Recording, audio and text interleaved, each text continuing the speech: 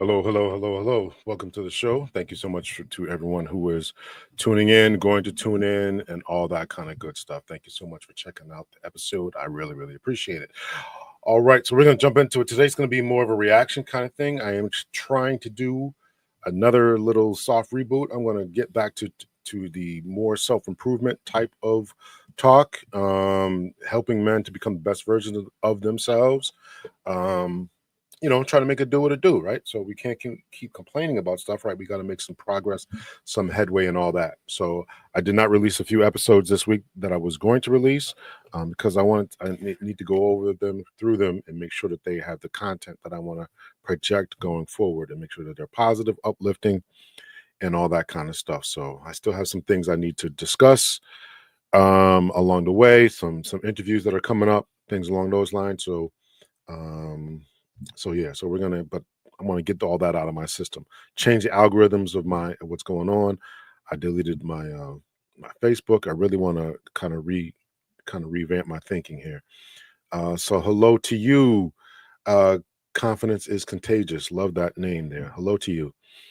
So as again, we're going to be focusing on men and trying to make sure that they're the best versions of themselves. So somebody sent me some videos that I wanted to kind of discuss, and so we're going to take a look at it. We are going to take a look at these videos.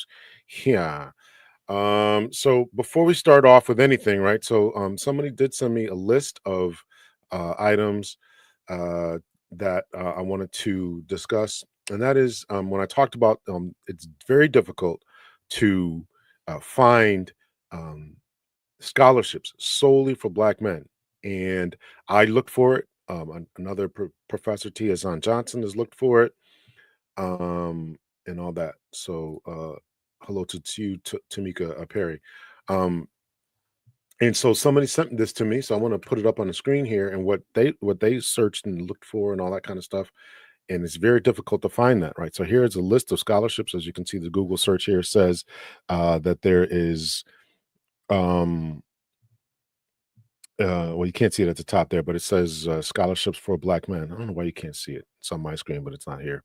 Anyway, so it says scholarships for Black men, and it was this Google search. Now I went through a vast majority of these, and they are for Black people, Black men, boys and girls, men and women, however you want to say it. Which at this point, I think that you got to take what we can get and all that kind of stuff. So I do appreciate them looking up for things for Black men, but it just kind of proves the point that there are none for Black boys. Now, this is important because when we take a look at when we want to talk about and discussing the education, the furtherance, the community building, and all that, you got to do something about the boys and do something for the boys, and I'm advocating for more of that, or for at least a starting of it, right? If there's something for specifically, if you can Google and look for and search out something specifically for Black girls, which is important, then why shouldn't we not have the same thing for our Black boys? If the boys are lagging behind educational attainment, roughly 26% of Black men over the age of 25 have a bachelor's degree, and it's even worse. The statistical parity, it's 31% for Black women over the age of 25.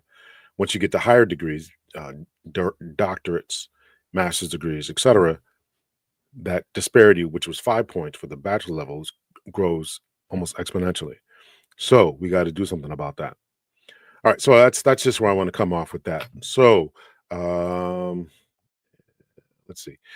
And hello to you, Yoli from Guyana, sunny Guyana. What time is it there? I thought about that the other day. What's the time zone?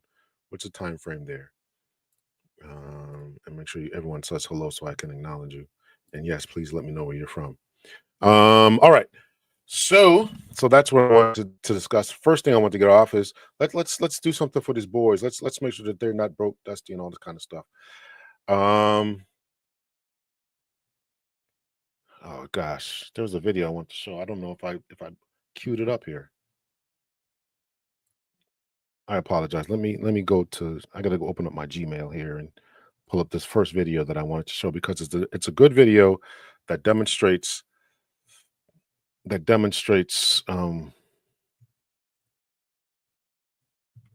what we wanted, what we don't want in our young men. So I apologize. I thought I queued it up here, but I did not. Let's see. You got it, Mr. Stu. Was good. 1:36 p.m. or a.m. p.m. or a.m. there.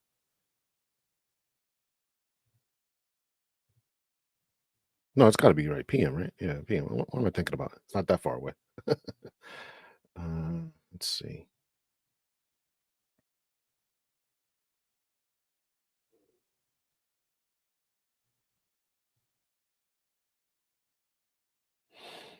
All right, let me see. Sent.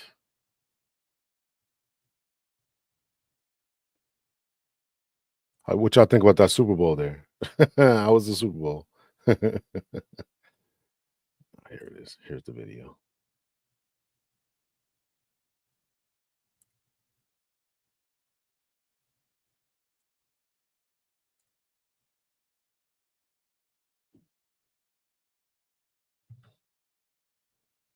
I just did a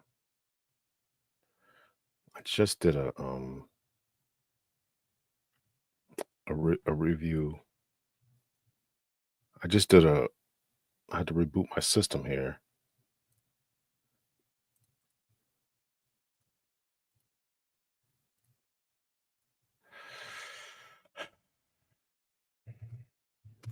Just did an update, and now it's all right. So first video up here is crashing out. Hey, right home here, and this is the type of man that we obviously do not want to have our girls hooking up with and all that kind of stuff. We didn't pay the refs enough. The great Patrick Mahomes couldn't get it done, huh? Yeah, I didn't pay the refs enough, right? First call, it was first or second call of the game. It was some crazy pass interference by the offense, by the offense or yeah, I think it was by the offense. I'm like, oh, here we go. I think by the Eagles had the ball and they threw it and caught it, and they called pass interference on. I'm like, oh, here we go. It's all over. All right. So guy crashes out on the first date. So this is the type of man that we don't want. And I'm glad that this young lady had the presence of mind and recorded, because she don't know where this thing was going.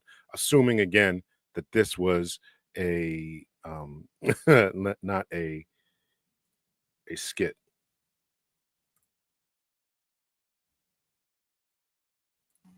Oh my God! Wearing that for other people to be able to see you, because let's be clear, you're trying to impress only one person. It looked to me like you were trying to impress a whole room with you yelling and carrying on, wearing what you were wearing. But you succeeded. I'm sure you got a lot of attention. I just don't like that kind of attention. So just move it. This is what happens when men like are perpetually online and they fall into a wormhole, or they fall into a rabbit hole, like a red pill rabbit hole, and they learn a bunch of like buzzwords, and they develop a personality that is rooted in like just a bunch of, I don't know, like terrible ideas, or a composite of a lot of other dudes like terrible ideas of what a man should be, and they get around like,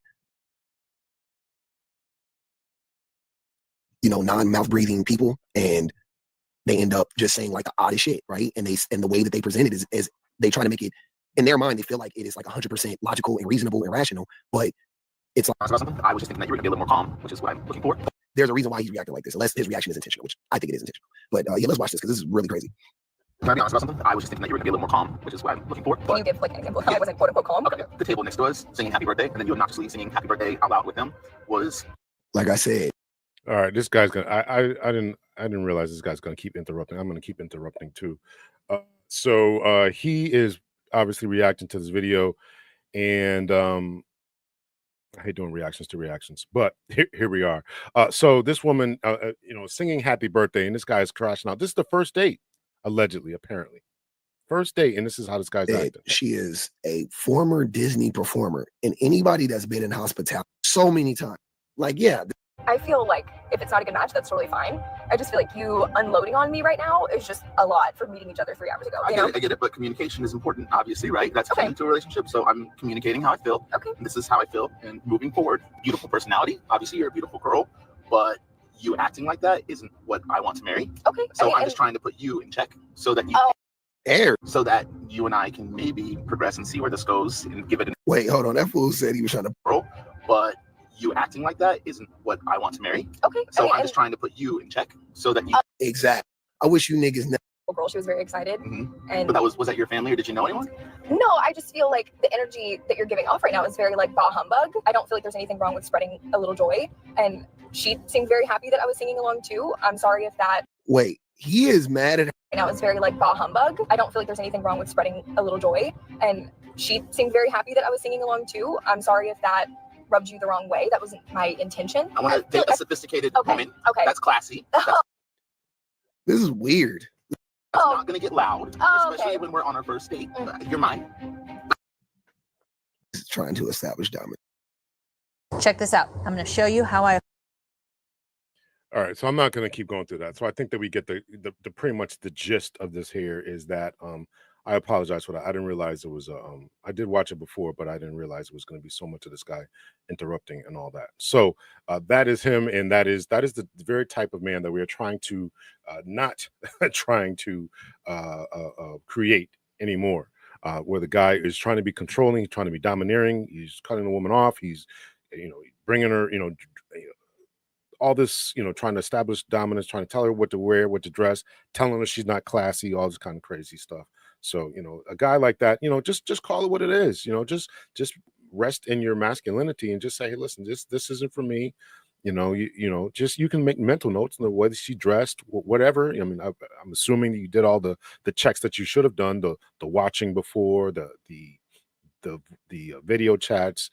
You should have been able to, going through her Instagram, going through her pictures and all that kind of stuff, trying to figure out each other. And if you still decide to go to her house, pick her up, if this is true, you're going to somebody's house, picking her up or whatever, and bringing somebody. And, we can, go along with the fact that we can have a conversation about the fact that, you shouldn't get in the car with people that you don't know, all this kind of stuff. But here we are. So I'm trying to make sure that the guys out there, that you take lessons from this type of thing, right? Don't try to establish dominance and tell people that they're yours and all this kind of crazy stuff on the first date, brother. On the first date, and you get mad because she's joining in with the crowd and singing happy birthday to a stranger. Why is that upsetting to you? What's going on in your mind that is upsetting to you? What's going on with your so-called masculinity that would be so frustrating to you? So we got to do better about that. We got to figure out who we are before you try to enter into this dating scene. Before you try to move up in your job or whatever it is you're trying to do, you got to make sure that you are the best version of yourself. And this guy certainly did not exemplify the best version of himself. Greetings to you, High Vibe. And yes, don't forget to hit that like button. Hit the like button. I would really appreciate it. All right. Let's see. Next one up is here is Judge Lynn Toler telling someone about themselves. So again, let's take a listen to her. And again, these videos were sent to me. These clips were sent to me. So I want to make sure that I acknowledge that I play them. So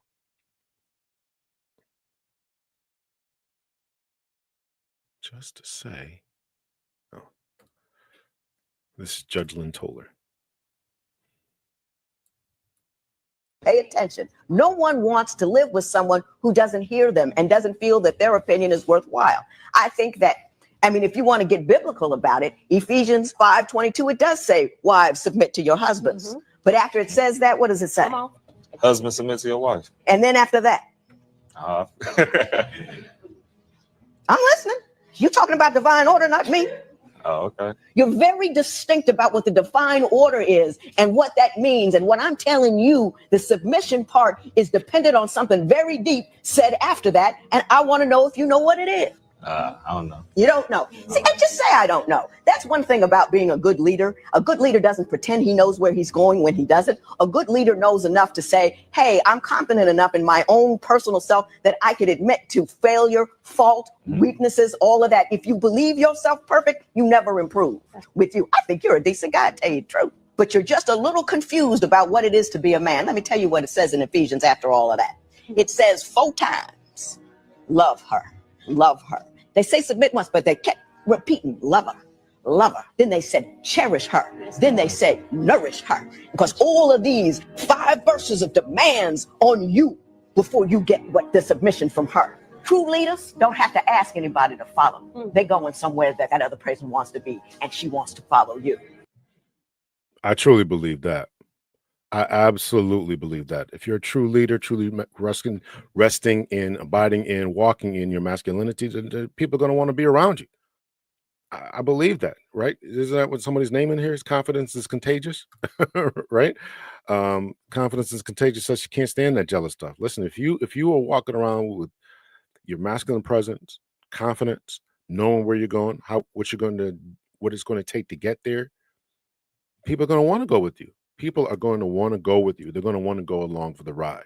So if you're a guy out there and you have a place that you want to be, you have a goal that you want to get to, whether it's in your job, your career, some level of success, starting a business, you have goals, dreams, drives, and ambition. Man, you don't have to go around crushing other people. You don't have to go around telling other people how to dress, how to wear. Those types of people, those type of people are going to navigate or gravitate towards you, and then you can start to weed them out and see if really they deserve to be in your presence, in all honesty, right? Because everybody who wants to go shouldn't go, because they don't have the presence of mind, the character, the discipline to go where you're going, and they'll weed themselves out. After a while, they'll just stop. They'll just stop wanting to go. They ain't gonna want to hang around you because you're going too far, right? That's when I played the video about the guy. I'm not gonna play it right now, but I played the video about the guy who was in the balloon pop, who was well put together, tall, chocolate dude with dreads and all that, full head of hair and all that kind of stuff. And he's getting this balloon pop. It's because I truly believe that it's because ladies didn't recognize and recognize that they weren't on his level. They weren't on his level, right?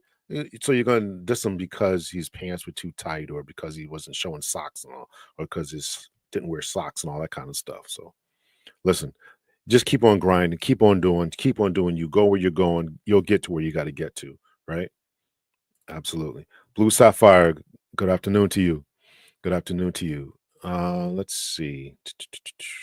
So this is a uh let me see here. I want to keep this kind of positive. I do have a couple of negative videos, but I want to keep this positive. So we're gonna play a video by Lori Daniel Favors. Now, she is an XM radio host who I just found the other day. She's doing some great work, and actually, she claims to be a Pan Africanist. She's very, very pro-black. I mean, pro-bliggity black. She's, I think she's still an attorney. She's now a radio host, and she does some other things. And so she has put together. She's talking about what black people need going forward in order to be successful in our communities. And this is a clip of hers. I'm not going to play the whole clip because I don't know her and whether she monitors this stuff and chooses to demonetize her and all that kind of stuff. But I do want to give her props and all that along the way here. So, and she's going to talk about, importantly, black men who are going to college. She's going to talk about that. Coffee just released their delicious cold brew latte. 5 on quality says we all challenges that other students don't bring. This concept that's familiar with these programs. If I'm reading this article correctly, the program for this is a program. I can't see the time here. Oh, here it is. 42 seconds. That's where I want to start at. All right, we'll start here. Of something I call Black needs versus white fragility. And today's Black needs versus white fragility focuses primarily on the Black Male Initiative and some similar programs that are facing some anti-DEI attacks. Now, many of you may be familiar with the Black Male Initiative. This is a program that actually began, I believe, if I'm reading this article correctly, the program for the Black Male Initiative. And we actually have a Black Men Empowerment Project at the university where my law center is based. So I'm very familiar with these programs. My husband has done a lot of work with the students in these. All right. So she's talking about the Black Male Initiative program. And I want to rewind that because if anybody wants to go check her out, and I'm gonna check this out in the situations and try to look into them and see what can be replicated and all that kind of stuff. So I'm sure that there's programs out there, and I want to highlight this because number one, there's programs out there we might not be aware of, and specifically for Black men. So that's why I want to highlight this. The program for the Black Male Initiative, and we actually have a Black Men Empowerment Project at the university where my Black Male Empowerment Project. law center is based. So I'm very Not black people. And not that I'm saying that we should not do anything for the girls. Obviously we should, or for the ladies, but we need something specifically for the boys. You guys want people to marry, you guys want your sons to be somebody. We gotta focus on them. we actually have a Black Men Empowerment Project at the university where my law center is based. So I'm very familiar with these programs. My husband has done a lot of work with the students in these programs. Very, very dynamic and amazing programs and opportunities for people who want to not just go to school, but to survive and finish, right? Because going to school is just one thing, but being able to actually be, what is it? It's a difference between matriculation and retention. That's what I'm looking for. And so there's this concept that certain students bring with them into the education and academic space, challenges that other students don't bring. And because of that, we create programs that are specifically targeted to meet the needs of those students so that they can have a shot at survival. Now, it's really important for us to be mindful of the distinction between something like, say, a notion of equity versus a notion of equality, right? Equality says we all doing everything the same. Equality says everybody's the same. And I always give this example. Let's say that there is a race that we have to run, and we all know it's a 10-mile race. We know that we got to run this race on October 10th, 10/10. We know that the 10/10 race is happening. Everybody gets the notification. You get the notification. I get the notification. However, if we show up to the race, and even though all of us knew what time it started, all of us knew what day it started, all of us got the race route to run. Look at me talking like I run races. I don't. But if that were to happen, and then I show up at the race, but I don't have legs, but I still got to run this race. Well, then in that case, yes, we have equal access to the race. We have equal access to knowing the details about the race, but equity requires that I be allowed to run the race with either crutches, a wheelchair, or some other device that would make up for the fact that I don't bring legs to the race. Y'all all bring legs to the race. So of course you're going to use your legs, but if I don't have legs, then in this analogy, I would be bringing some other device that would allow me to participate in the race. That shift from equality to equity is really important, because I don't want to run the race, but I just don't have the legs that would allow me to do it in this particular example. The same is true when we're dealing with students who come from particular socioeconomic backgrounds, when we're dealing with students who come from particular racial backgrounds, when those racial backgrounds have been systematically targeted for centuries by an effort to essentially undermine those students' ability to survive. So listen, there's an article called These Programs. This is by Phil Lewis, who a lot of people have been calling Black America's Walter Cronkite. Do with that what you will. The brother's dope. He shares really good information. I don't know him personally, but I've learned a lot from the information that he has shared. But he has an article called These Programs Help Black Students Graduate. A federal complaint claims they're discriminatory. He goes on to say that a conservative legal group has filed a civil rights complaint against Northern Illinois University for its black student achievement. So yes, black males, but this is a complaint that's targeting Black student achievement programs and Black male initiative programs. Now, y'all not gonna believe the name of the organization. The organization that's filing this lawsuit, their name is the Equal Protection Project, which launched in 2023. So this is post George Floyd, and it's an outgrowth of the Legal Insurrection Foundation. Considering we just got through yesterday's certification without a repeat in insurrection, I just find the names to be very ironic, but it also gives you a sense as to where where the folks behind these organizations are coming from in this moment. Oh yeah, somebody just told me to say, hit the like button. Thank you. That's what could y'all please? Thank you. Because if you're on YouTube, just do that for us. Yeah, hit the like button. Hit the like button for me and her. But as the article continues, this program, the Black Male Initiative program specifically, was created by a brother by the name of Donald Bramlett. And one of the reasons that Donald Bramlett created this organization at Northern Illinois University was because he noticed a few key stats and metrics. He noticed that Black men have the lowest bachelor degree completion rate. So it's not that they're not trying, but retention is a really serious issue. And Black men, like the students I mentioned before, are one of the demographics that can, not always, but can bring to the education experience some background and some history that needs an equitable solution, because the equal solution is insufficient.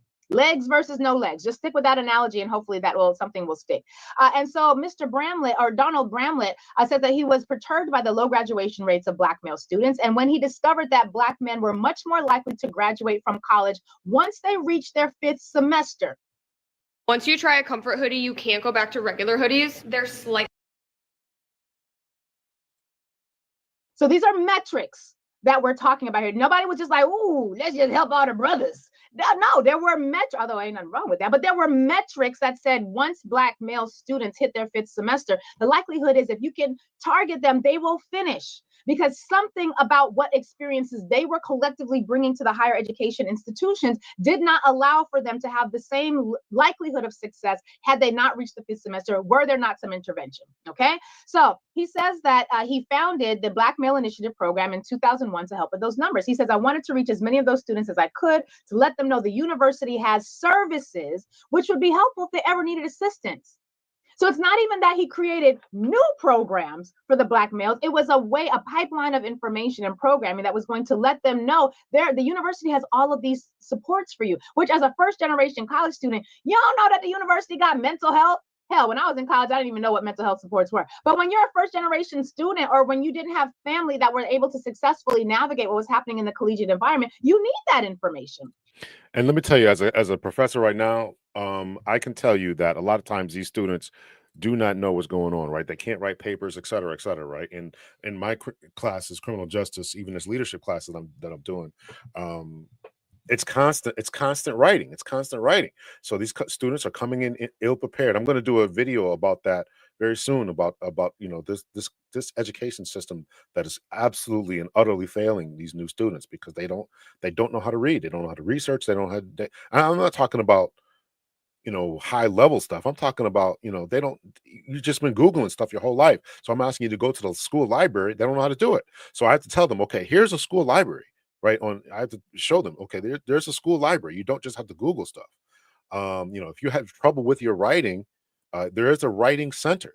They can read your paper over and tell you what's wrong with it, right? Instead of getting low grades, you can have somebody else read it for you, right? So these student services, and people just think, oh man, college isn't for me. And that's just not the case. Other people that just know to take advantage of these things. And there is such a thing. There is such a thing. I don't know if she's going to say here, this is about where I stopped the video, but there is such a thing as Black folk in particular, when they go to college, they refuse, or for some reason they don't look at, or they don't work together in order to graduate, right? They study alone, they take tests alone, they write their papers alone, all that type of stuff, right? This is a thing. And so therefore their grades get low, and they don't think that they can do the work, or that there's nobody out looking for them or looking out for them. So I'm glad that this person is doing an NIU. I know I do it, but if there's a program that I can create and emulate at the schools that I teach at, I mean, I teach online, but what if I can do something online and just say, hey, listen, here are the school resources, take advantage of them. You don't have to accept this 60. You don't have to turn in this poorly written paper. There's strategies out there that can boost up your grade dramatically. And dropping out doesn't have to be an option, right? Garrett's quite talkative here. Meanwhile, women want to decentralize men. Yeah. It's incredible that we point blank tell women what we want. Education, to shove education in their face, right? That's a nope. Women take the race out of it. Equal opportunity does not mean equal outcome. She's yapping. She's yapping. Yap. Okay. All right.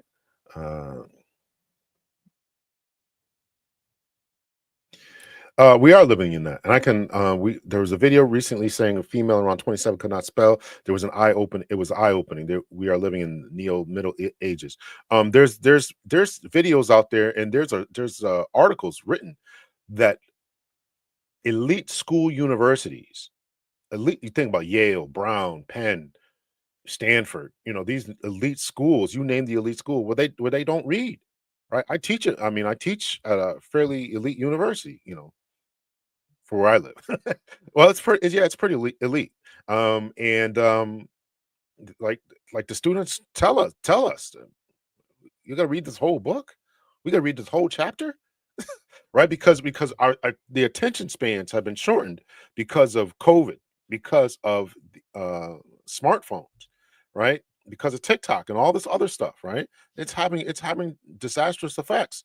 And as I told my students one time, I'm like, listen, you got to know this information, because if you're just using Chat GPT to write a paper or whatever, answer a discussion board question or whatever you're doing, and if you right, you go to a job, you can't just walk into the job and the supervisor asks you a question. Now what are you gonna run to the bathroom to try to Google the answer?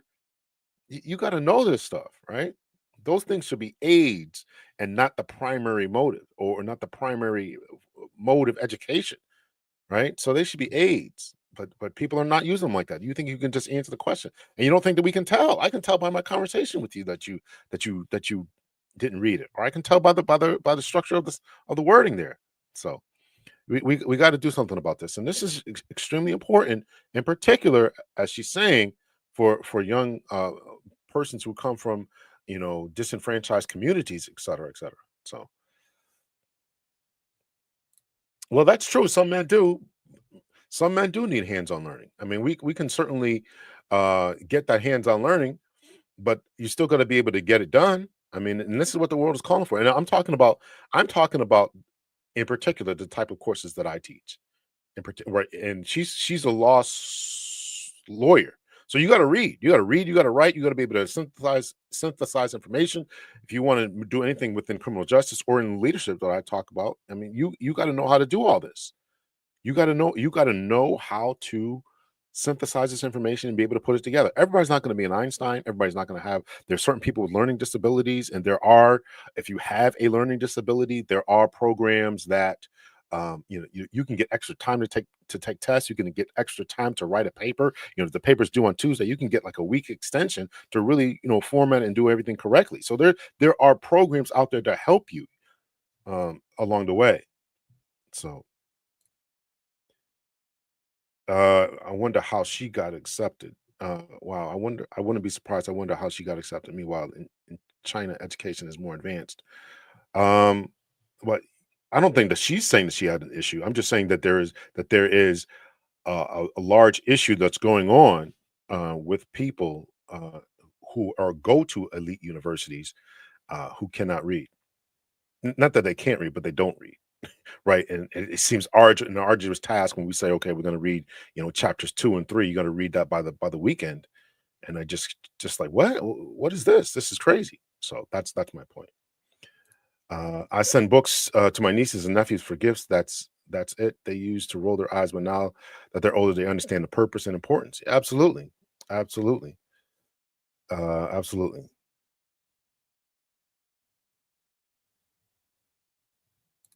Uh, 2 masters and a considered doctor, thank God, and then go through with it. Between my dad, the internet, YouTube videos, being aware outside and having communication skills is all that you need. I guess it depends on what you want to do, so yeah. All right. So we'll continue on with her. A few more minutes of her. I thought this was good and all that. So here we go. So he says he wanted to reach as many of those students as he could to let them know the university has services that would be helpful if they ever needed assistance. But what I found was that they were the hardest group for me to reach because they didn't realize they needed the help. It's not a direct quote, but that's basically what he was saying. He said, our focus is academics, community service, and social initiatives, mentoring, and image busting. BMI prepares them, the male students who are part of it, to be seen as leaders on campus. According to Phil Lewis, the program has done exactly that. He reports that hundreds of Black men have come through the program at this institution, many of them crediting the program and Bramlett for their personal success. They say that there's a conversation about the importance of role models in helping students succeed and closing the achievement gap. And they say the president, NIU President Lisa Freeman, says, we haven't been talking about it. We've been doing it for 20 years. And now the legacy of this organization is in jeopardy because the Legal Insurrection Foundation, representing the interests of white fragility, has a problem with the program that is specifically tailored to meet the needs of these specific students. Now, this is a program that is now in the crosshairs of a federal civil rights complaint. And this complaint alleges that the 2 programs, the Black Student Achievement Program and the Black Male Initiative Program, it says that, hold on, where to go? Okay, they say that these programs are, damn it, I just lost my page. Oh, it says that I could have guessed at this language. I should have guessed at the language. Unlawfully discriminate based on race and sex in violation of the Constitution. Unlawfully discriminate. We make this civil rights complaint against the Northern Illinois University based in DeKalb, Illinois, a public university, for sponsoring and promoting a program called the Black Student Achievement Program, which discriminates on the basis of race and color. Except it doesn't. Because like most programs at public universities, even if it's got the name Black in it, white kids can be in the program, Asian kids can be in the program, Latino students can be in the program. Bramlett, he says, the founder of the program, he's pushing back on it. He said, first of all, it's not discriminatory. It's not closed to anybody. Even when I was the political director of the Black Caucus at Penn State, White people could come and participate. The NAACP, white people could come and participate. The United Soul Ensemble Gospel Choir, where I was the chaplain for 3 years in a row, thank you very much, and a vibrant, powerful member of the tenor section. Shout out to the deep voice women out there. We had white people in the gospel choir, even though it was a black, hell, we had white people on our gospel choir step team. Because the reality was, even if it's got black in the name, even if it's targeted to black people, these are universities. You can't be discriminatory. We're not like, say, wealthy white parents who decided they don't want their white children being educated with the blacks. And so you shut down the entire school and just open up a religious school that you call a Christian school, a private school that only your white children can go to. We didn't do that. Y'all did that. They did that. So Bartlett says that, or Bramlett says, BMI is not closed to anybody. It's open. We've had several white students come through. He recalled a white student who joined BMI during his freshman year and with his black friends, when he graduated, received the BMI graduation stolen certificate. Students of various races have participated in BMI over the years. The founder says, we never turn anybody away because of race, creed, or color. Our organization has never been discriminatory, sharing a copy of the Constitution for the organization. Never, he says. What's curious to me is that you don't usually go around filing federal lawsuits without having done your homework. I have no doubt that the Equal Protection Project and of the Insurrection Foundation is clear that this program doesn't actually discriminate. Why would an organization that is as well funded as this one find it not robbery to sue a program with a federal complaint, a program that is not discriminatory in practice, a program that is not discriminatory in application, and claim that it is discriminatory? All right, so you guys can go over and check that out. I'm not going to play this next commercial here. So I just thought that what she had to say was, was good, and I appreciate the fact that she's targeting or mentioning the targeting of that particular organization here. And here is the article, in case anybody wants to read it here. Here is the article. Share screen. Let's see. These programs help Black students graduate. A federal complaint claims they're discriminatory, right? So listen, what I've said before is, and this is from what I'm reading at the top here, what I'm reading.net, and talks about the Northern Illinois University Black Male Initiative complaint. So it goes through all this kind of stuff here. So I'm actually going to reach out to these authors here and try to see if I can get them to come on to the show here. So it's a room full of Black students here. The Black Male Initiative holds a general body meeting in Northern Illinois. But as is mentioned, and it has been demonstrated in numerous places, here's a copy of their constitution, is that these sections are open to anyone. Although our main focus will be traditionally admitted Black males who can benefit from the sheer program experiences of successful upperclassmen. So you guys can read through all that, and they're helping people do some things, right? So this is how we create leadership. This is how we create masculine men, et cetera, et cetera. So you guys can go over there and check that out. Let's see. Let's stop the screen share there. This education problem is a big hurdle, and absolutely has to be taken seriously, right? And absolutely, we for far too long we've let our Black men fall through for far too long. I'm reading some information right now that I'm going to probably try to do at the end of the month here for Black History Month, is about how Black men were deliberately undereducated, deliberately pushed out of seeking higher education, et cetera, because that we were just brought here to work, be workhorses. And if you're getting that education, we don't need you for the fields, or you're wanted in the fields. So,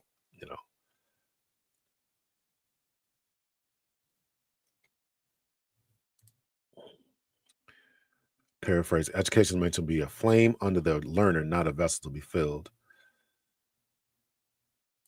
In my entire MBA program, not once did anyone talk about precious metals, but now the fate of global economic hinges on them. Trump's BRICS Plus, et cetera, are discussing them. School doesn't prepare people. You're right about that, Garrett. And not only, listen, Amos Wilson talked about, people, all these people getting MBAs and not, and no businesses to actually administer. So we gotta do something about this, man. We got to do something about it. Yeah, we got to figure out the real deal, the real scoop about what it takes to educate our people, what education is, where it goes, how to really set up businesses, how to really do this corporate takeover.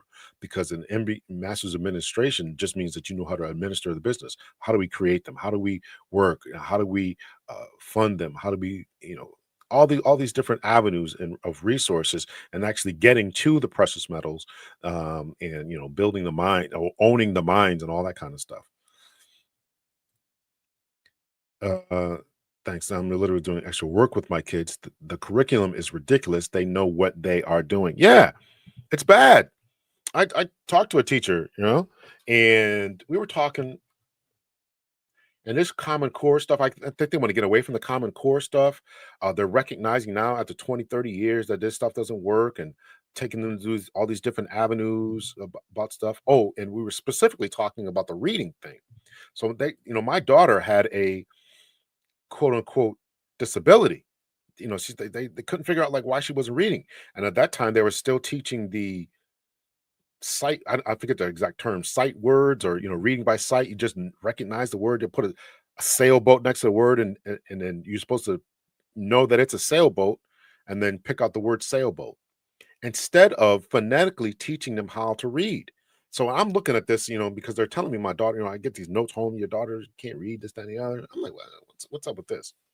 So I bought her some phonetics books, sat down, and we went through the how to sound out the words, or what the th sound was, and the tr when they were put together, and the any word that ends with a vowel, consonant, vowel, right, that makes the long a sounds. She had no clue what I was talking about, so I started bringing her through all that. 3 weeks she's reading. So I'm like, you guys, whatever you're teaching, whatever you're doing is completely wrong. But now there's an admission, I guess. I'm not an educator in the K through 12, but I believe now that they're saying now that they recognize that this was the wrong way to do it. And as I was talking to this teacher is saying that now adults in their 20s and 30s are going back to phonetically picking up these same type of books, and checking out how to read phonetically, because they recognize they don't know how to read either. I teach I teach a class on leadership, and I make them do a PowerPoint presentation, which they have to speak into it. They're all saying the same word wrong. I'm like, you guys don't know, right? And they had no idea how to say this word. So it's because they haven't been taught how to phonetically read the word. So what type of book? I bought little kid books about phonetics. I mean, I don't know them specifically. I don't have them anymore. I don't think I do. I don't think I have them anymore, but just specific phonetic books, phonetics.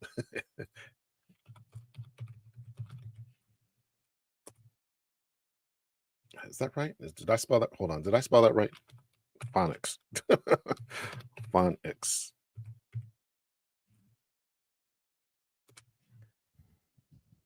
Yeah. Yeah. So just phonetics. Phonetics. Am I spelling that right? Are we spelling this right? Phonics.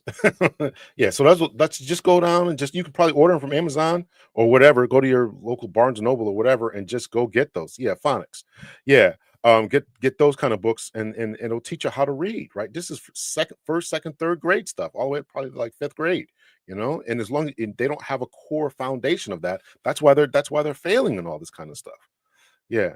So just go over there and just get those, particularly if your children are suffering, or kids are dealing with this, right? I truly believe, again, I'm not a K through 12 educator, but I truly believe that a lot of this issues that we're talking about, we want to just medicate kids and this, that, and the other, and boys can't. Yes, the boys do learn differently, but a lot of times they just don't know the basic foundations. Phonics hasn't been taught in schools for a long time. Phonics has not been taught in schools. For my kids are in their mid to late 20s, and when they were dealing with this, so that's how long it's been around. So it's just crazy, and people are surprised at that. We've all seen this new math kind of stuff, right? It makes no sense to me, and I've asked different teachers, like what is this different? What is this different style of teaching math do? It takes you longer to get to the same answer. What is it that is supposed? They don't really have a sufficient answer for me. It's not telling them like how to. I guess they're supposed to think about how to think. They can imagine the tens, imagine the hundreds, imagine it. I'm like, listen, if that makes sense to you, to these kids, but I can't imagine that, taking a longer time to get to these answers. So please hit the like button. You can't spell either. Who's teaching? The apostrophe S is plural. Listen, the education system is done, right? And everybody is typing on Instagram or whatever, no periods. I get teased about it because I put periods, apostrophes, I spell stuff right. Kids are teasing me about that. I'm like, because I spelled this stuff right in the text message. That's a reason to laugh at me. Okay.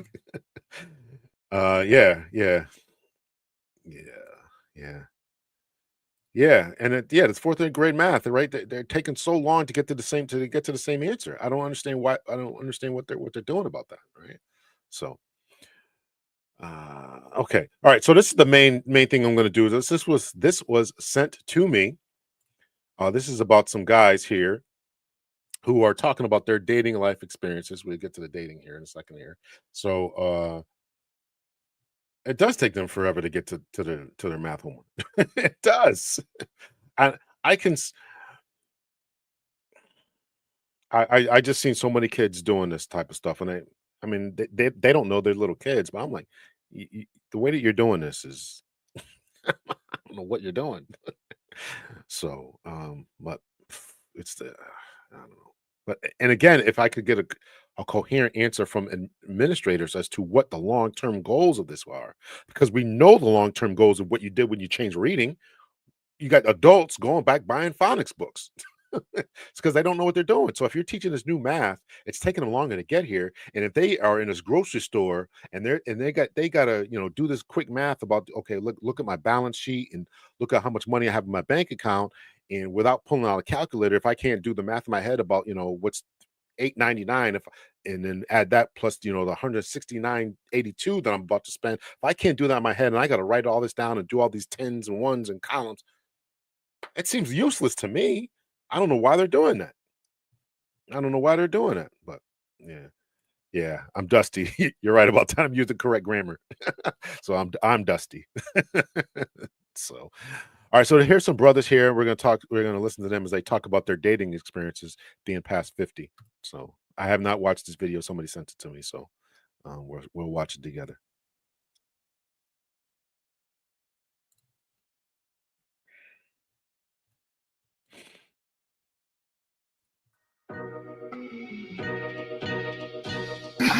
Takes one to go up there. It's like, baby gonna come out look like an old man. Benjamin Button type shit. I was about to say Benjamin Banneker. Welcome to the table. Put it on the table podcast. To my left, I got Low. I got Doc Rich to my right, Cyril. I got D on the end, holding it down. Okay, we talking. We coming to the table, y'all, to tell y'all about what we feel about dating now at the 50. I think everybody on the table now is to hit that mark. So we like what you look for in your spot. Looking to have these.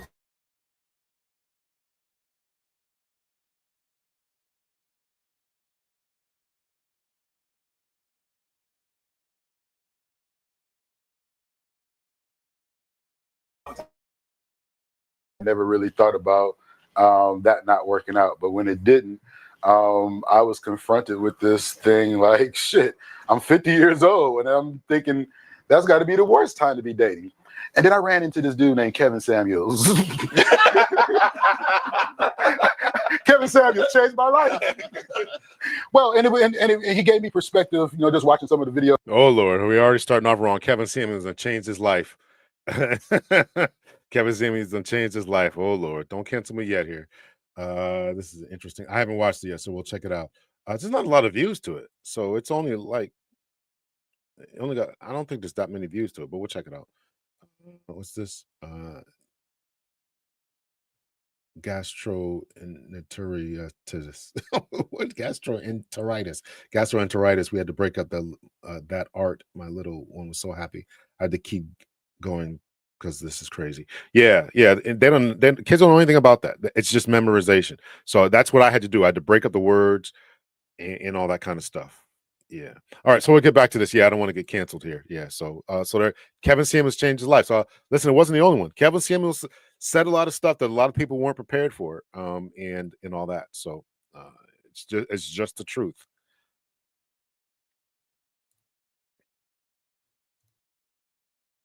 Videos about the difference, the differences in value that you bring to the relationship.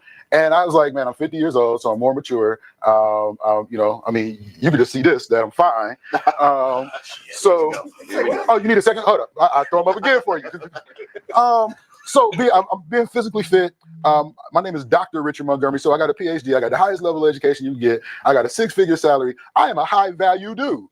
And I was thinking, okay, maybe dating after 50 won't be bad, but it was interesting that dating at, my 20-year-old self dates differently than my 50-year-old self. Because my 20-year-old self only cared about how fine you was and what type of acrobatics you might be able to do. There you go. My 50-year-old self want to know what you got on your W-2. No, for real. Like, so dating after 50 for me, I'm gonna eventually settle down. I found a nice girl that I've been dating, but settling down.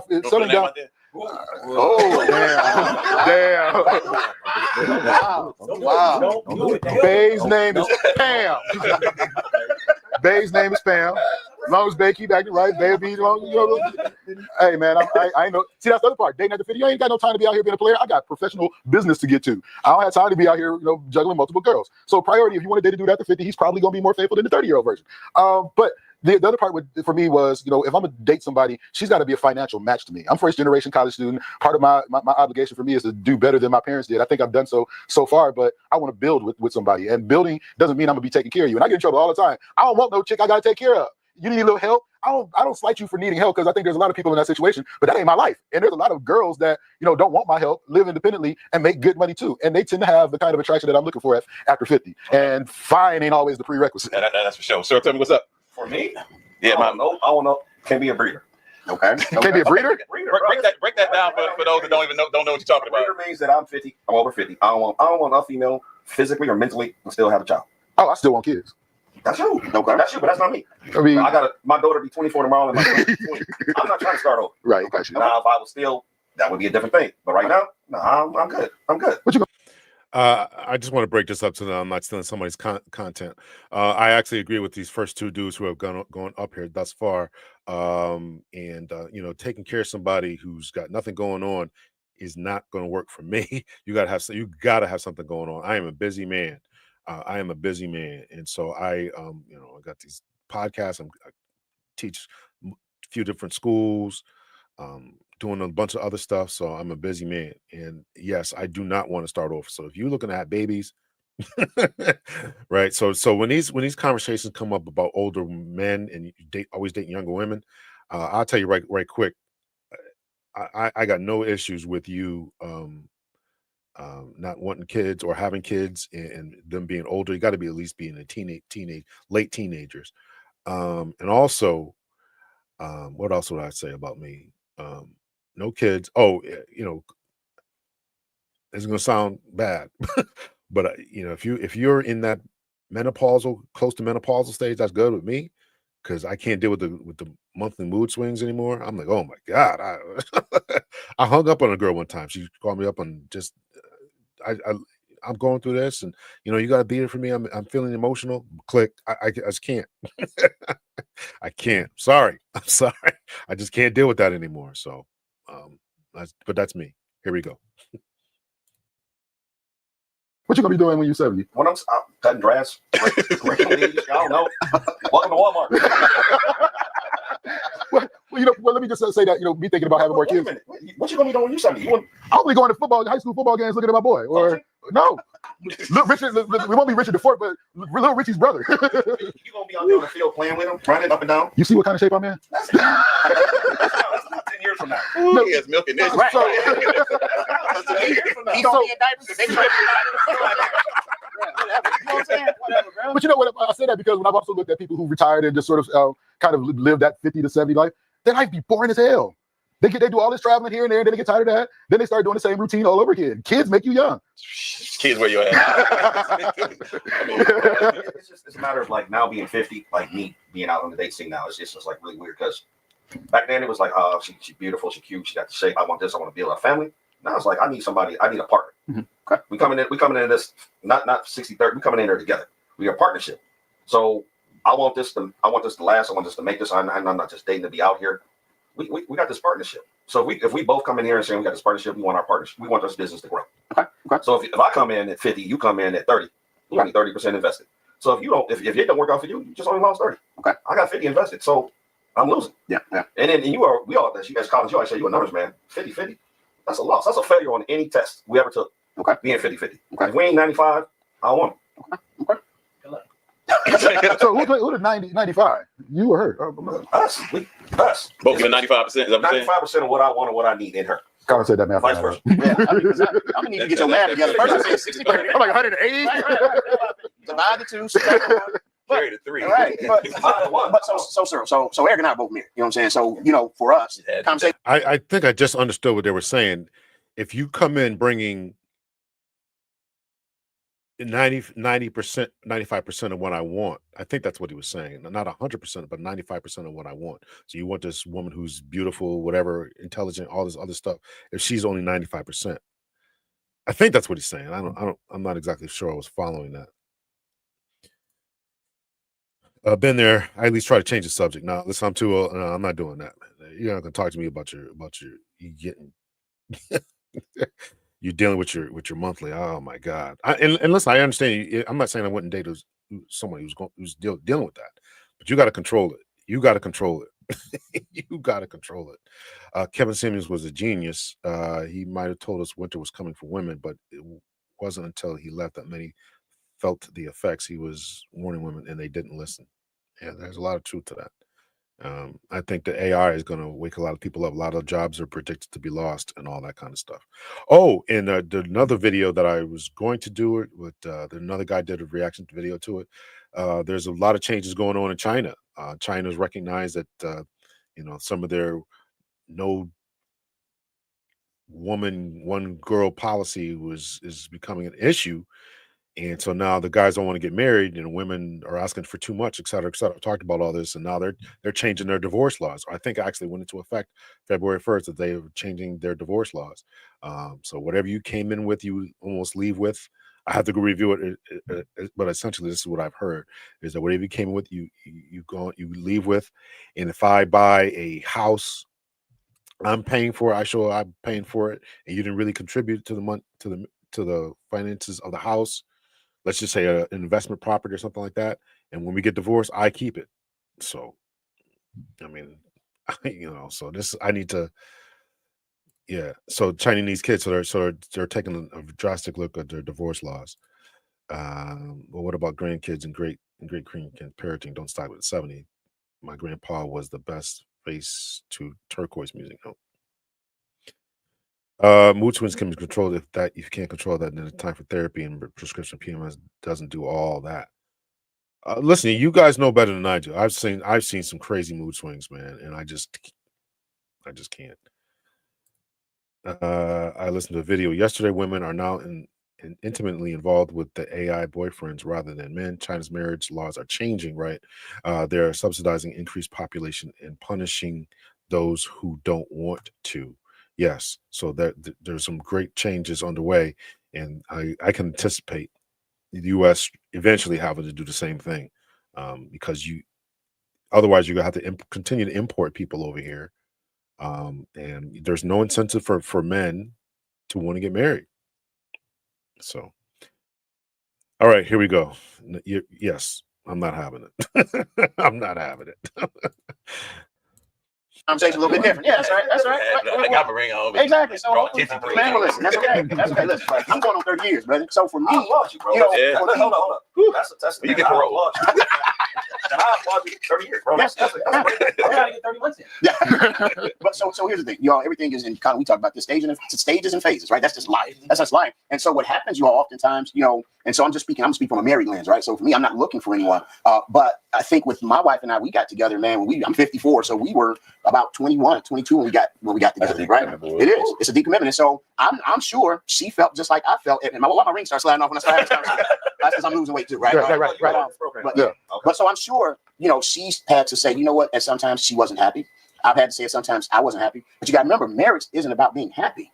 Marriage is about two people coming together, making a commitment, a lifelong commitment, adhering to their vows, understanding that, listen, we're going to have some good days, we're going to have some bad days, but at the end of the day, I've made a commitment and I know that I can't and I don't want to live my life without her. You know what I'm saying? I just don't want to. And I think she has said the same thing. I can't see my life without him. And so when you get to that point, you know, because even if you were dating, if I was dating, I'm looking for someone who I can actually say, I want to spend the rest of my life with. I can't see my life being well without you. You know what I'm saying? What does that look like? Like, what is the criteria for that? That's big though. Means I don't give up, period. You looking at something, I don't want to spend the rest of my life without you.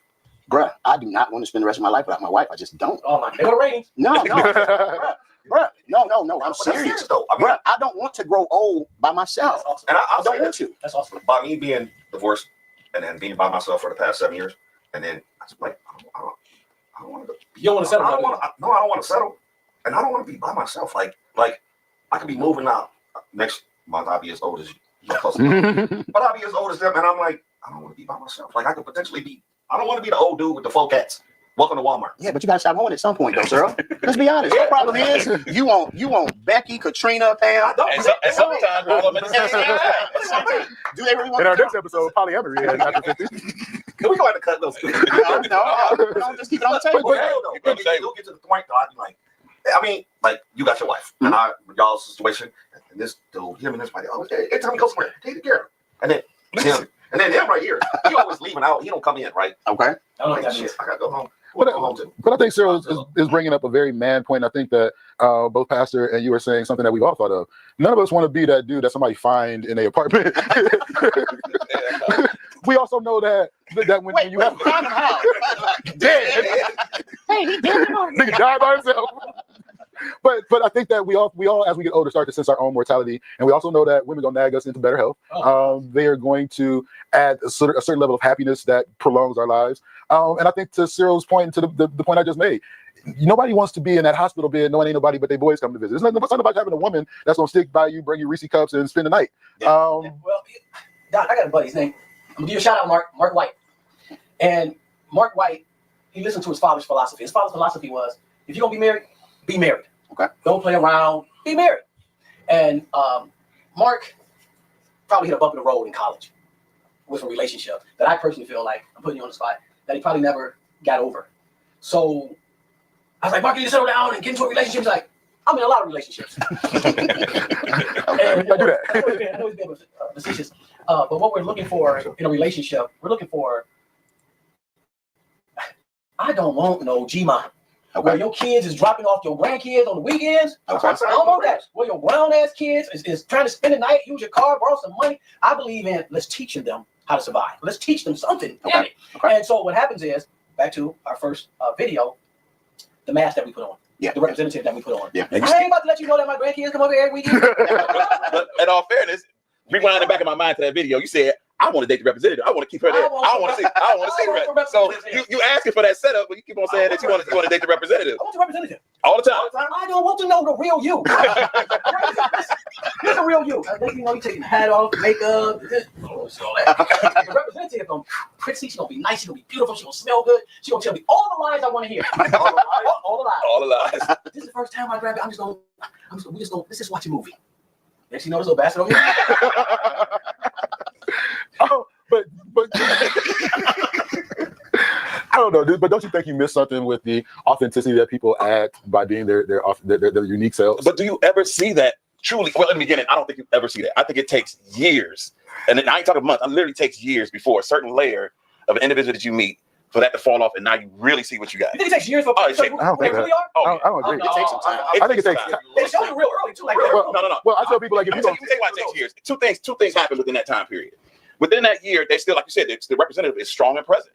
And then at the same time, you got on rose-colored glasses. I don't know if it takes 2 years to get to know somebody. I gotta disagree with that, man. If you can't, you gotta be able to figure that out. I wouldn't give him no more than 3-4 months to really. I mean, that's why. I mean, you know, my perspective, you got to be natural. Right? I got to see who you are. I don't want to see no representative for 2 years, right? You still.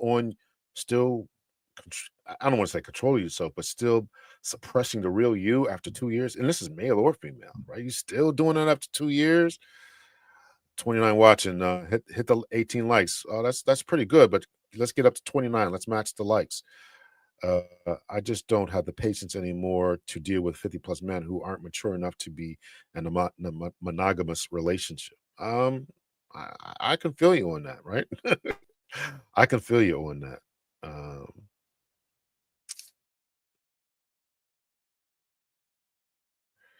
Yeah, there is a lot of talk about men logically dating relationships regarding benefits, costs. The math ain't mathing. There's a lot of talk about that. There's a lot of talk about that. There's a lot of talk about that. It's got to, financially, emotionally, the cost. You're right. You're a 50-year-old guy, right? You're probably still trying to make some moves, right? You're still making things happen, right? You're probably really high advanced in your career. One dude up there, one's a pastor, I think. I'm just going off of what I'm hearing them say. One's a pastor, one's got his doctorate, making good money. You're a busy guy, right? So, in the maturity on the other part also says that you have to you got to be busy too, right? So you need me all up on your skirt all the time. Yeah, yeah, yeah. It don't take that long. It don't take it don't take 2 years to figure out somebody. Hit the like button, y'all. Here we go. Because you all lovey-dovey in love. So even as that stuff starts to crack and you start to see the eyelashes and all that stuff come off, and you start to see that funky personality person that you don't like to see, you still ain't really seen it yet because you got these rose-colored glasses. Right. Why you gotta go to your mama's house? And so now when the rose-colored glasses, No, I don't agree with that. I see it immediately. I see it immediately. Listen, once the makeup and stuff comes off and whatever. First of all, I don't particularly like makeup in the first place, but whatever. Once it all comes off, and I hear that attitude, the funky attitude, I'm a ghost. Nah, listen. my ears are finely attuned to that kind of stuff. So don't come at me with that nonsense. So the glasses start to clear up, it's like the transition lenses and they get clear, and now you start to see things for what it really is, and you be like, wow, be damn. It's like, okay. But now at this point though, But now you done wasted 18 months with it though. yeah, and so now you vested. And so now you decide, is this can I deal with this? Am I going to, this part I can deal with. Some stuff is just off the table. It's like, I'm not going to deal with it. But other stuff is like, okay, this ain't so bad. I can deal with this. And you transition on and continue on your happy life. That's kind of like what happened to me. I'm be honest with you. I did my research on my current wife in the beginning. You know what I'm saying? His research was calling me. What you think? Look good to me. So I did my research. You know what I'm saying? Then, again, I had the rose-colored glasses on, went through all that phase. And then, there was a couple chinks and cracks in the armor I found out once I got in, and had to hide the liquor bottles and wow. Oh, damn. I had no, but no, real talk. So there's the bus and there's she know I love it to death. I love it to death, and I can't see myself without it. I mean, yes, 911. Eric's gonna get a Y'all let Eric talk. Listen, but we have our little bouts. I like everybody doing a relationship, but I can't see myself at this point being without it. Honestly, I can't. You know what I'm saying? I just can't see it. Okay, real talk. Y'all can see y'all without your wives. No, for sure. I can't see it. You got a problem with that? I don't have one. I don't. Hold up. You do. I'm just asking you have a problem. No, I don't have a problem with that. I mean, it's a great thing to say that, and I think about it, and I still feel myself like I want to be in that situation. Okay. I want to be. I mean, why do you guys? Why do I want to be there? Yeah, that's what I grew up. That's what I saw. Okay. My mom and dad were together. That was my dad. So Part. my dad passed away. It'll be 10 years in March. They got married at 17 and 19. They were together. In my lifetime, I never heard or never saw my mom and dad argue. And see, we had that conversation. I never saw them argue. That's unique. They never should. I never said that they didn't. No, that's bullshit.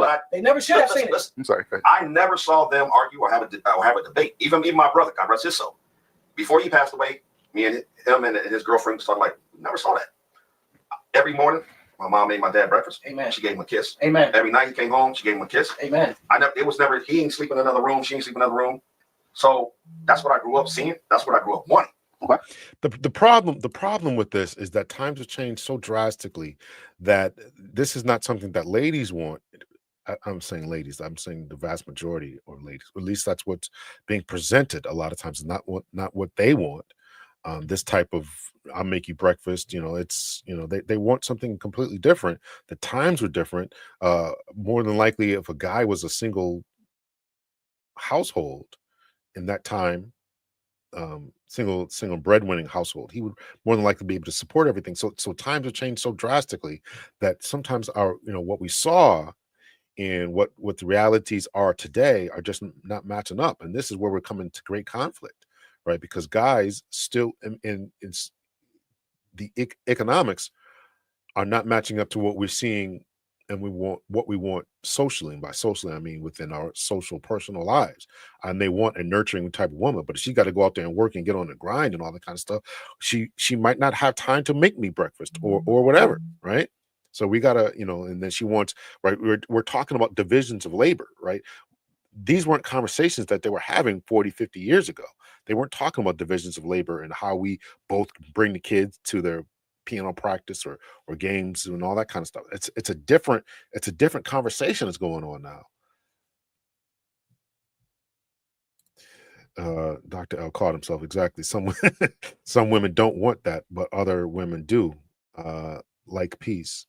Yeah, yeah, yeah. Some women don't want that. They don't see the value in making a man a plate and all that kind of stuff. So it's a completely changed dynamic that is going on out here, and we got to figure that out. So that's why I have a friend who's been married almost 30 years, and if we got married both in the early 20s, he's still there. So his 30-year marriage is completely rare, and I talked to him about being in that place. If he was out here in the street, if he was out here, it would be completely different, right? It's a completely different dynamic, and he has this, what this gentleman was saying is that, but it's just not that way. You'd be hard pressed to meet somebody who's doing that, unless you're in a certain tax bracket. Most don't, and reject traditional values roles. Yeah, that's a huge problem. That's a huge problem. It's a huge problem. It's a huge problem from a marital aspect. It's causing a big problem. That's why the guys in China are like, I'm not doing that. I'm not doing that. And guys here in the West are saying the same. They're not doing it. Not doing that. What? Even to this day, I still want, because that's what I saw. Right? I don't know nothing different. See, we had that So, and wanting that though, there's certain sacrifices and certain things that you have to put forward to put yourself in that situation. Right. So if you don't present yourself in in such a manner that this is what I really want, and I'm really the sacrifice to throw everything down. Because when I got with Nikki, I said, look, I ain't trying to test nobody else. I don't want to see nobody else. I literally prayed. I said, look, if whoever I meet ain't for me, don't even let me even meet him. That was my prayer. Seriously. I remember that. And because I was done, man. I had been through some mess. I was tired. I was like, I'm at the end of my ride. Look, you can throw it at me, and I don't care. I was walking away. Seriously, I walked away. And I had some situations. It's real talk. Yeah. And I just had to walk away from it because it wasn't what I wanted. It wasn't factoring out to be what I wanted. So Don, you didn't think that's realistic that two adults can be mature enough to not argue in front of their children or show any type of discontent, or you find that to be unbelievable? No, I think that it's rare. It is very rare. So I wanted to clarify that I think that it's rare, not impossible, but you also have to sort of take a step back, that if you recognize it's rare, it might not mean that what you find is bad. It might just be different.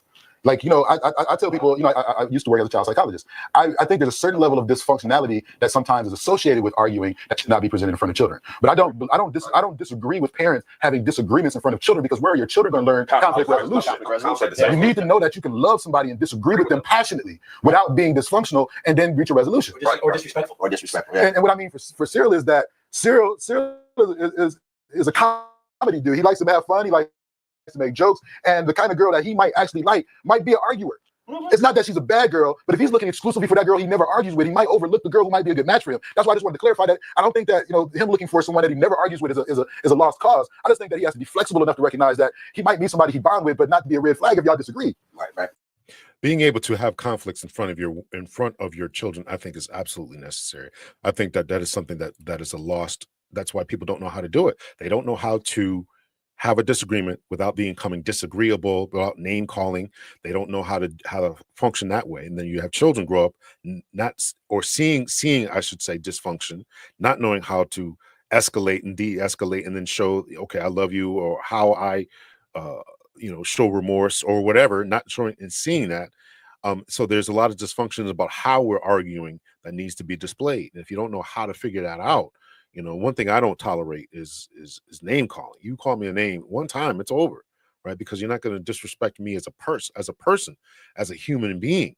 So that's, and once you start doing that, you start calling people names, you start calling them out their name. To me, that shows that you have a lack of respect for that person, their personhood, and the humanity. And that is something I just personally just can't tolerate. So yeah, you should be able to have disagreements, even passionate disagreements, but throwing things, arguing, putting your hands on people, calling people names, and you know, all this sleeping on the couch stuff and all that kind of stuff. We got to work on those types of things. So I definitely agree with that part. Arguing is necessary, but is arguing necessary, or should we? I guess you're saying, should we be talking? I think that, you know, sometimes it's okay to have disagreements. Now it depends on what level we take arguing to and what that means to you. But you're going to have disagreements. You're going to have them. I'm like that dude. Like, I don't want to listen. I don't want to argue. Right at this stage in my life, what are we arguing about? What are we arguing about? I mean, what are we arguing about? Because I didn't put the toothpaste cap on securely. Like as a 50-year-old guy, you know, my kids are grown. What exactly are we arguing about? So, two persons have to be intentional about not bashing each other in the presence of children. In the presence of children, or by yourself, you know, bashing each other is bashing each other. To me, yeah, you're bashing each other is bashing each other. I don't tolerate that at all. You know, private, in public, don't bash me. And I'm not going to bash you. I'm not going to put my hands on you. I'm not going to bash you. I'm not going to call you out your name. I'm not going to, you know, all that is, to me, is evidence of just low value, low respect. Just low respect. Hello, everyone. Hello to you, S. Smith. Children should observe both love and conflict resolution between parents. For me, I love to talk low. I'm trying to do better. Well, keep on trying. Discussion is great. Argument, discussion, plus emotions. It's okay to be passionate about it, but it's not okay to be disrespectful. It's okay to be passionate about what you believe in. It's not okay to raise your voice and have the neighbors calling you on you and all that. But you got to, you know, you got to be able to do that, you know. So what's dangerous is when you don't know you're toxic. I think people know when they're toxic. I think eventually you can figure out that you shouldn't be saying certain things, putting your hands on people. You got the police called at your house and all that. And if you lack that much self-awareness, you shouldn't be dating, right? If you don't know that you shouldn't be putting your hands on people, raising your voice, calling people names, you know, calling their mama, calling your boys, calling your woman, you calling your brothers to come beat your man up. And listen, if you don't recognize that this is a problem, that's somebody you shouldn't be dealing with. Right. So this is why I'm saying it shouldn't take you this 2 years to figure somebody out like that. It's taking you 2 years to figure that out. Then you're not paying it. You are walking through life with rose-colored glasses on. If you can't figure out in 2 years that this person has called her brothers to come beat you up, or spending up your money, or stealing your bank card, or stealing your information, all this other toxic craziness that's going on out there. If you can't figure that out immediately, you know, you're not paying attention. Hello, HJ. Some people yell because they want you to yell back, and those people who try to provoke. There was a video I was going to play. If I can, I'm going to play a little bit more of this. It's on Instagram. I think I saved it, and I'll show that in a second here. But this woman intentionally started an argument with a guy just for likes. All right, we'll play a little bit more of this. Let me try to see if I can find this video here. Right. Well, the conversation we had a couple weeks ago. My inbox is open. Hit him up. Well, you did start off as a makeup artist. I'm just saying. Sir.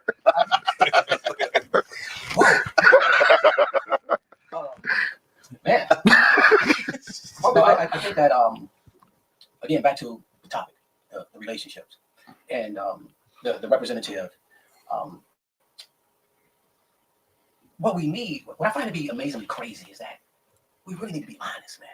And we spend every waking moment trying to go behind the honesty fence. Because we wanted to, again, this representative, we want to show this representative, hey, I'm a good man, I'm a good this, I'm a good that. We had a conversation, both of us, and Dr. would have been wonderful for you to be here, because I feel like children don't have to come here. So since children don't have to come here, you need to be mature enough to do what his parents did. Yeah. And then at 18 or whatever threshold we want to do at maturity, or that, you know, I think it's selfish. I think it's selfish to say, hey, you got a bedroom over daddy's house, you got a bedroom over mommy's house, and daddy and mommy still love you, and everything's gonna be up. It's bullshit. Because again, daddy's not here to discipline you because I'm a weekend dad. Plus, I'm paying child support. Now I got to go work another job. So every time I see you, I got to give you a hug, let you do whatever the hell you want to do. Right. Okay. So Yeah, I agree with that. Let me just pause here. I want to play this video here from Instagram. It demonstrates this woman starting an argument, and this is to Garrett's point here. It's going to be an absolute bloodbath here. So this is we'll come back to this video in a second here, but we were talking about people starting arguments and how to argue and this toxic behavior that is going on here. So I just want to play this video right here, real quick here. This is from Instagram. Lady starting an argument. Now, you don't know if these are skits and all that kind of stuff, but this guy goes completely off.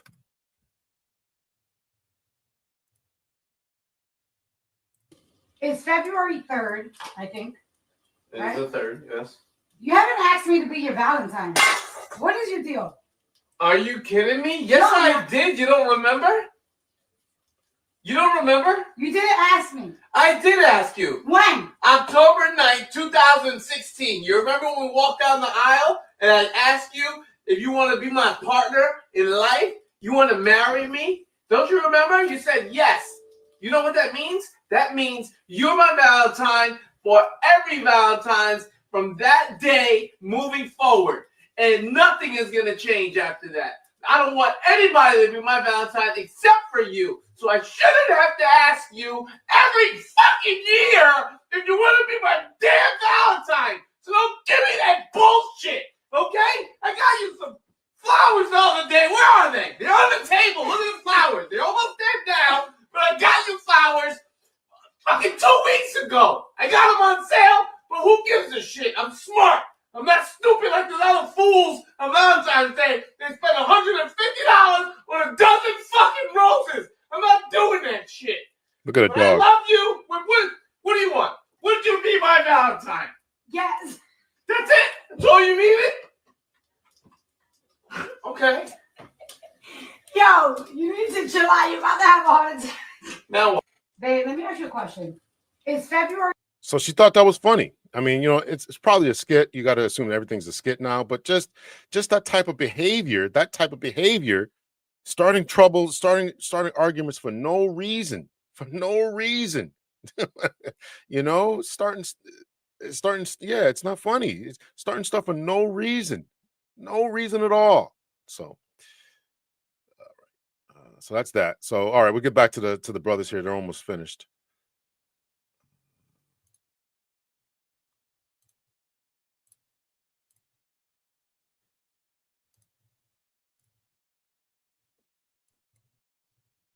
So I just think it's very selfish, and I've always wanted people to be mature. And people like, as my man said, he say, well, that's not realistic. That energy that'll be in the house, and you know, and things of that nature. And they supposed to be in the house.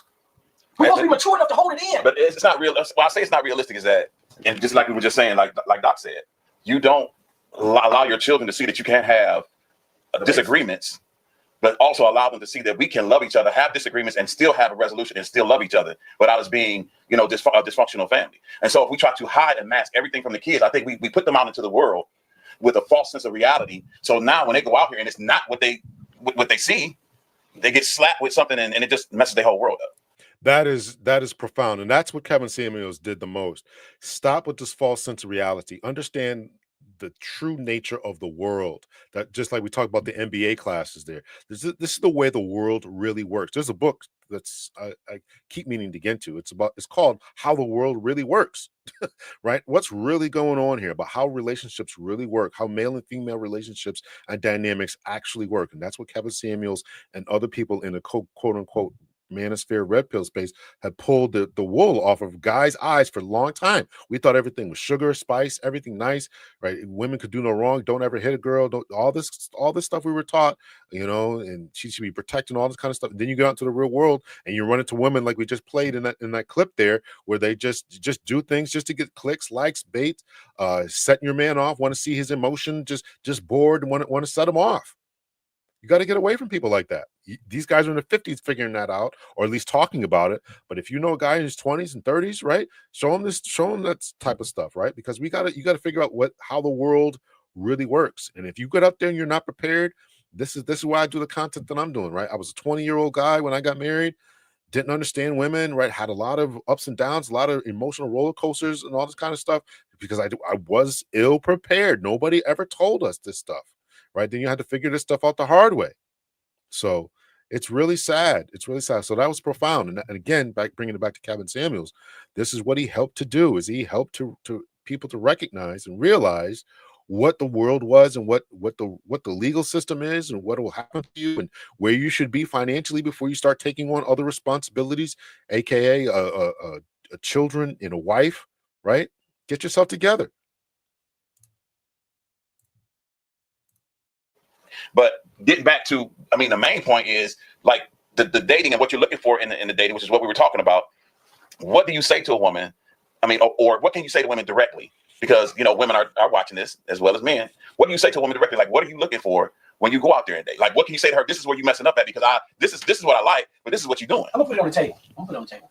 I've always wondered when I was younger, a lot younger. When you come across a woman, she's 28 years old, she got it going on, she got her own job, she got her own house, she ain't got no kids, she ain't never been married, and she fine. That's a red flag for me. Something ain't right, and you don't get a chance to see it until you start peeling back the layers of the representative. Okay. You know, I mean, we all know somebody that is incredibly beautiful, incredibly fine, makes some good money, no kids, never been married. Yeah. There's some shit going on back there. So, so for me, all right. So we're corporate, right? We're all corporate, pretty much, and the corporate woman is just totally different, right? Because they're not always, all of them. I don't want to generalize this and speak for everyone, but a lot of the ones who I know, they're not basing their success off the family structure. A lot of them are basing their success on their education, their promotions, where they live and what they drive. And then they got this new movement, right? I don't need a man movement. And so guess what? Now we're seeing all of the, you know, the gay scenarios and the lesbian scenarios, and we're seeing all these different things, right? Where, you know, we were taught, because we're from a different generation, right? We were taught man and woman and, you know, and all these different things. And so I'm not knocking anyone. Everybody can do whatever they want to do. That's not my business, right? I could care less what people do. Right. But I think we've gotten away from a lot of the values, right? Because if I was single at my age now and I was looking to get ready. So I'm going to rewind this a little bit, but the language that I have a problem with is him saying that it's not my business, this, that, and the other. And I struggle with this because I think that it is our business when we are allowing children to be raised in these communities and environments who, as he's just saying right now, is away from the values that we grew up with that caused us to become the successful men that they are.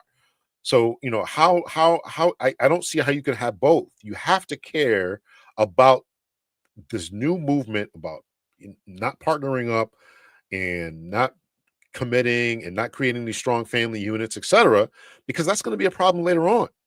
And I think, you know, as we talk about China, a lot of people are recognizing that this is not sustainable. You're not having children, people are not living together, this, that, and the other, and we want to create these new environments, these new definition of families, where I don't so much mind incorporating the nuclear family and expanding that to grandparents and aunties and stuff.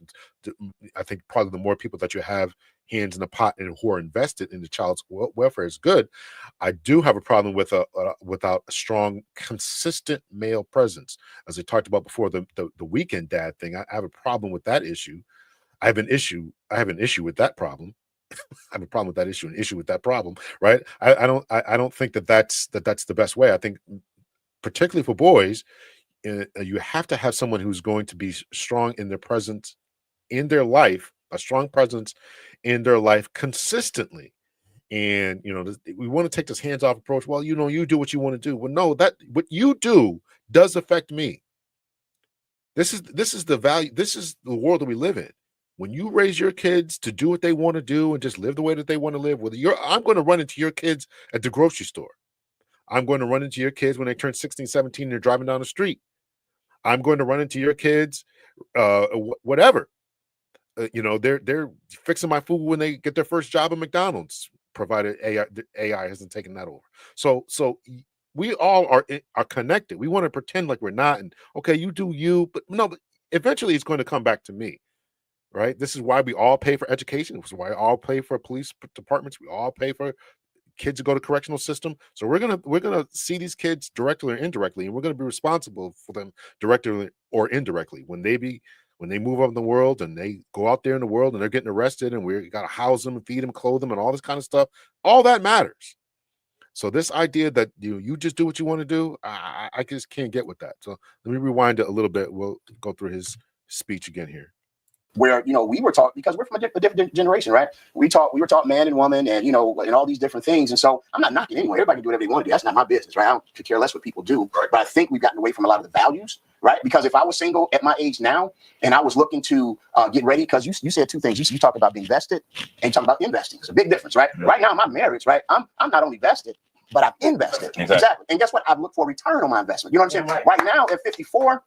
I don't know if I'm willing to throw it. This ain't FanDuel for me. You know what I'm saying? I don't know if I'm willing to make that risk, because I'm looking for someone who I could potentially invest with, And so, y'all would have a better, perspective than I would quite naturally. One of the things you said, and I'll be very short. One of the things you said that I think that, and I applaud the educated women that go get that bag, go get educated, don't really need a man per se, as far as finances is concerned. I think they are preparing themselves to say, hey, this is what I do bring to the table. I'm older. I'm 50. No, we're not about to swing from the chandelier. But let me tell you this. That's why I think the conflict ended up coming in, because women have developed the personality that I make this bag.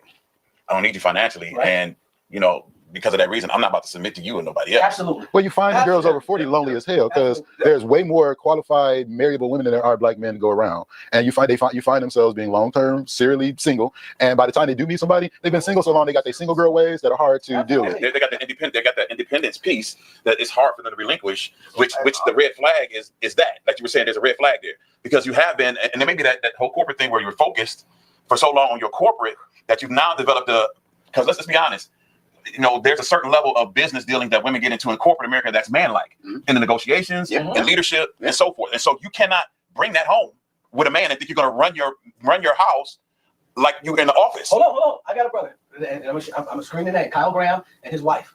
And I got a buddy named Eric Jackson and his baby mom. This dude somebody needs to have a conversation with this brother. You need to stop name dropping, man. Unless the people on the panel, stop name dropping like that. Some people said hello. Jayla just joined. Trust all is well. Wondering if you had come across these men. Seems like you have. Somebody sent it to me. You can always send me stuff. So we're reviewing it now. Let's see here. Let's see, Jayla.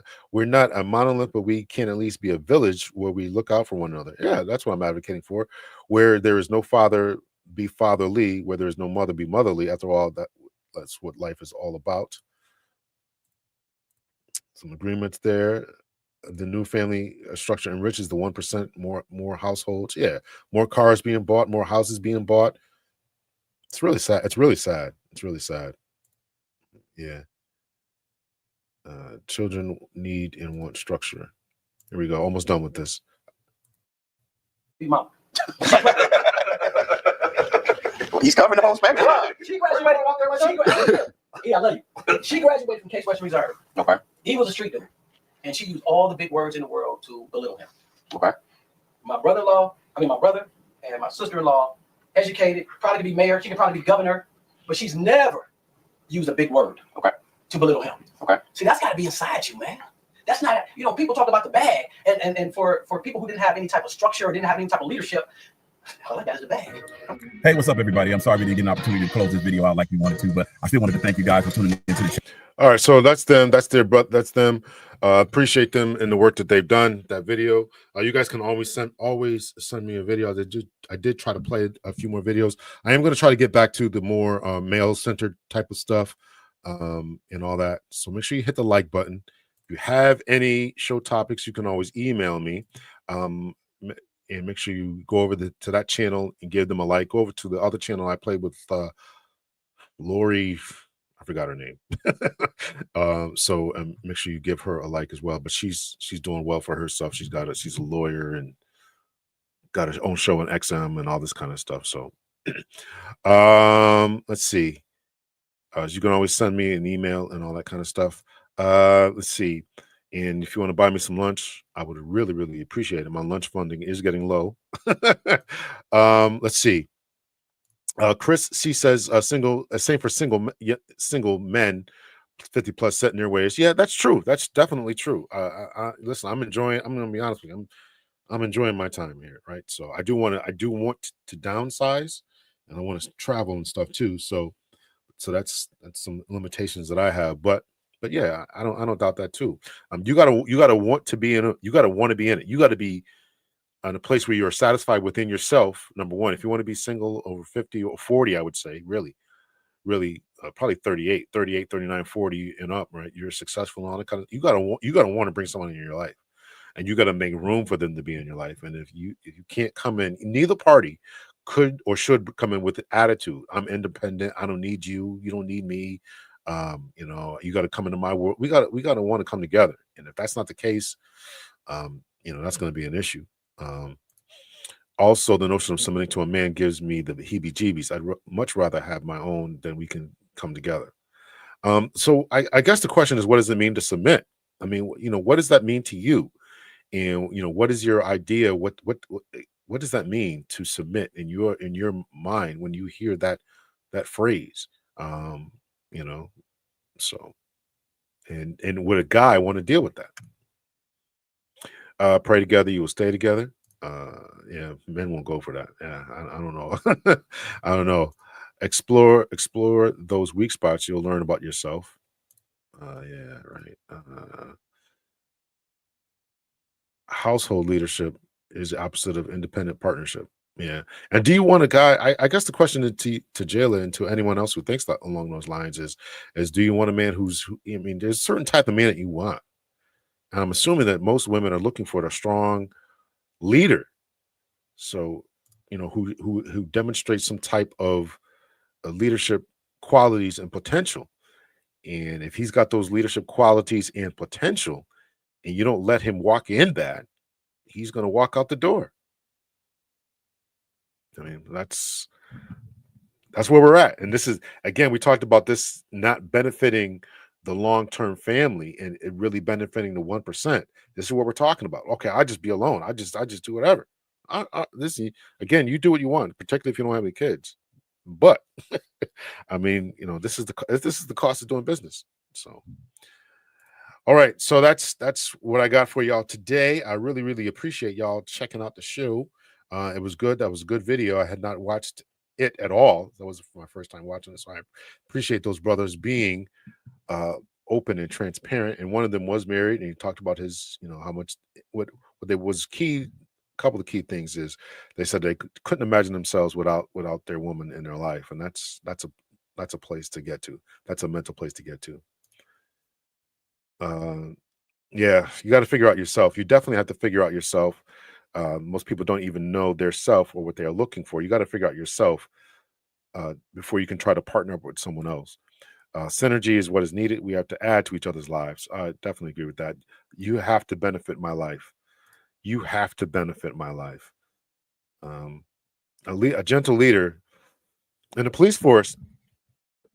I talked about this when I used to teach leadership classes, particularly for law enforcement personnel, right? You got to be this democratic and autocratic, right? Democratic leader is, I get your opinion, you have input. And then, but eventually, okay, we decide that this is the best way to go. And usually the man or the leader would have the final say.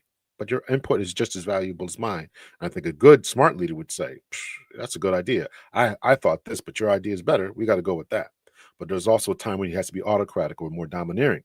And then those would be emergency situations. So can you allow yourself to be that in that emergency type situation where you trust his leadership and you're going to go along with it and not give him any lip? That's something for you to figure out, not me. So that's what you got to do. Dr. L, so true. Marrying in your 20s and 30s is much different than marrying in your 40s, 50s and up. Yeah, it's different. It's different. And these guys are figuring that out. You wanted a nice, pretty young thing before, but now, listen, just don't be annoying, right? Just don't be annoying. Don't turn me off. Don't start arguments for no reason. Don't be childish, right? And we can make this thing work. You got a good job. I got a good job. We can spend our time chilling and having good weekends and traveling and stuff, but don't complicate my life. That's where I'm at now today. Don't complicate my life. I wouldn't mind submitting to my apartment. Most can't even take the lead on a date. But that's where it's at though, right? So we got to, that's why I want to develop the men to be able to make these type, whatever it is that you're looking for as far as leadership that the men are not displaying, we got to be able to do that. So the shows are helping a little. The shows or helping me a little fight at first, but I'm starting to understand. Okay. So I appreciate that. I'm hoping that we can all come together and try to learn this way. You're definitely welcome, Yoli, for another interesting episode. Hit the like button. Thank you, High Vibe.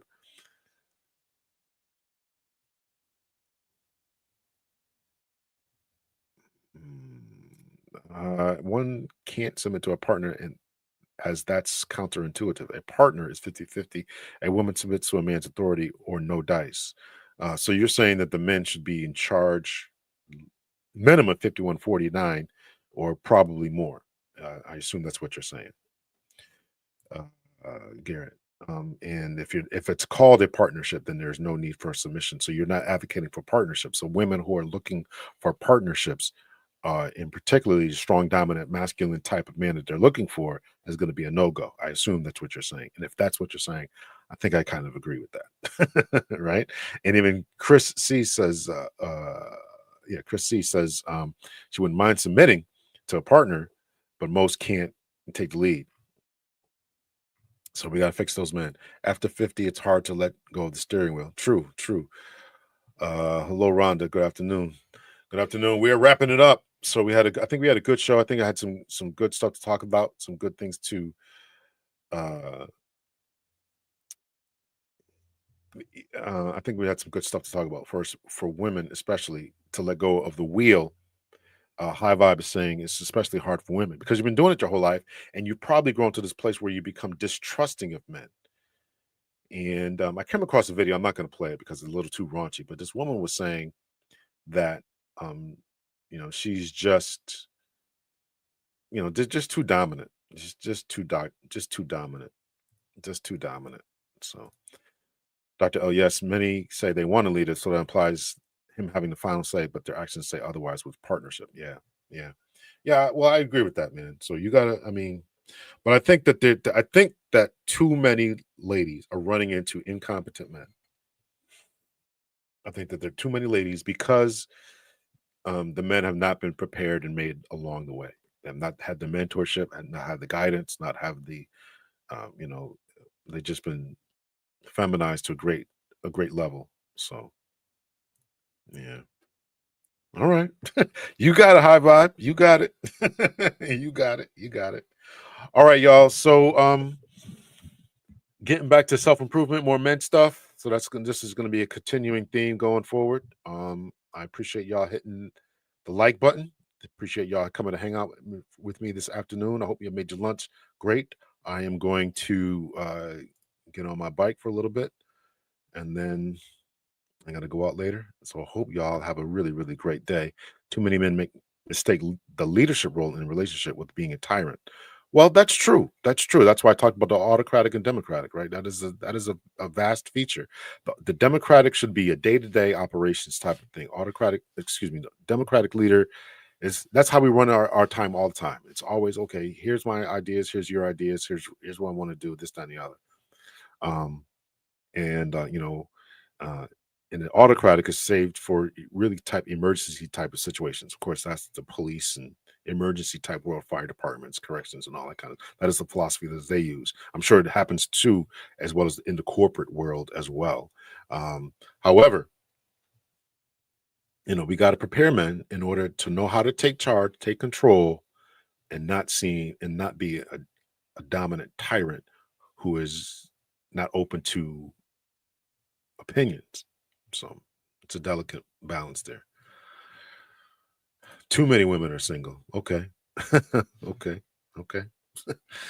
I don't know. Y'all, we'll fight about that another time while they're single. I appreciate y'all hitting the like button, if you want to buy me some lunch, and if you have any show ideas, make sure you send them to me. Any videos, thank you to those who sent me the videos, and I will see you guys next time. Much love and peace. Y'all take care of yourselves.